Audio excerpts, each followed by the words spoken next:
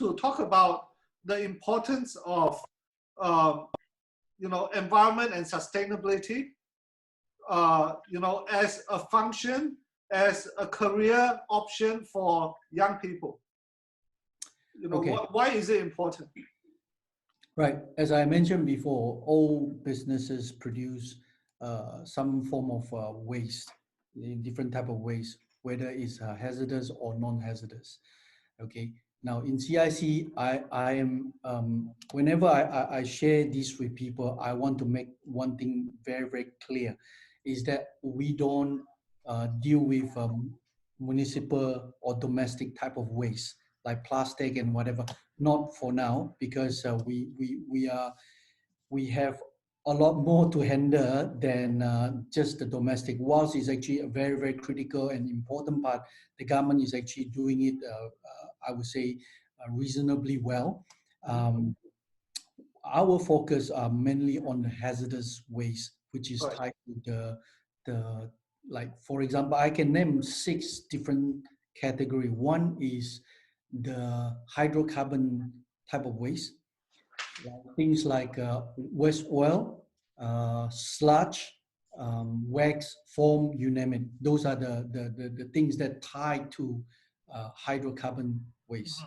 Second type of waste we are talking about is the hazardous chemical waste. Okay? In the oil and gas industry, even in the other industry or non-industry like the school, chemicals products is something that they use to enhance their flow, their processes. Unfortunately, those has got the so-called downside of it, where after use it become toxic, it become hazardous. And what you're going to do with that? You can't simply burn or throw it away in the drain. All right, it just doesn't work that way. So hence, these hazardous chemical waste become a second big component of what we do. Okay, the third one is the drill cutting waste.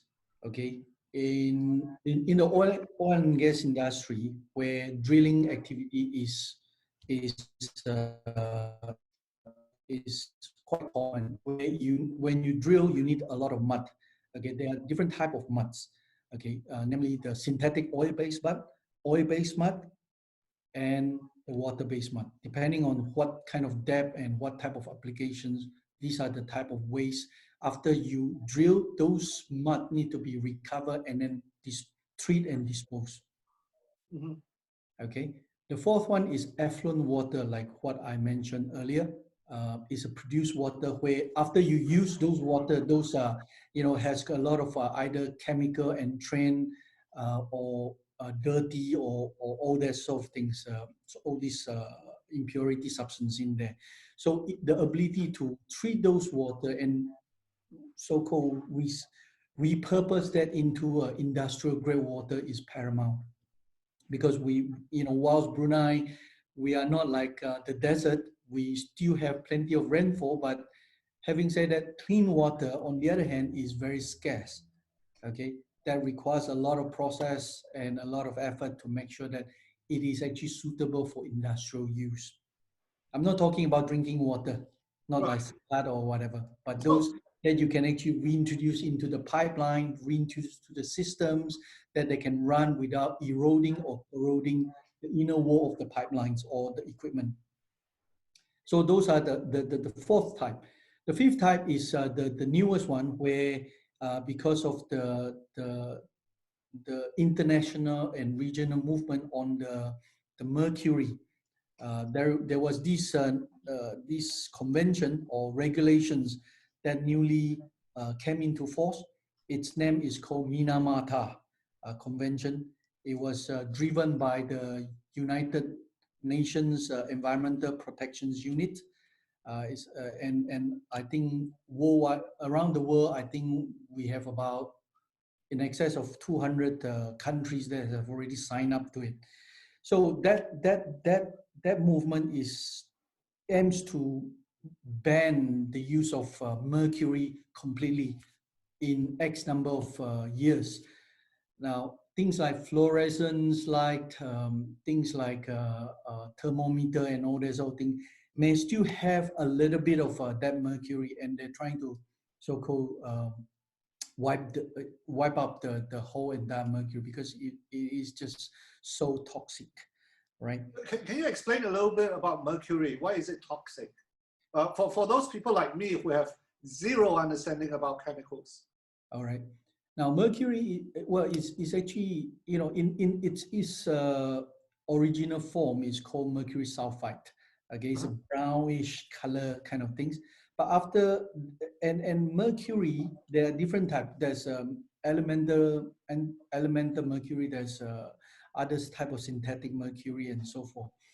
Now, those elemental mercury is the most common form that we found either from flushing, you know, the age equipment or assets, all right, or throughout the processes where chemicals were added and you know, a sludge were accumulated. That's where the mercury will actually accumulate. So the reason why it's toxic is not so much of mercury substance itself in the liquidity stage, where when we were young boy, we used to play around in the science lab, thinking nothing happened, but it kills, right? If let's say it goes into your bloodstream and it will actually affect most of your organ and stuff like that. Oh, wow. There are there are videos in YouTube. If you click on Minamata, Minamata, okay, it will tell you about all the so-called the, the, the adverse impact on human body. Now, what is the worst is mercury vapor. Mercury vapor actually vaporizes even at room temperature.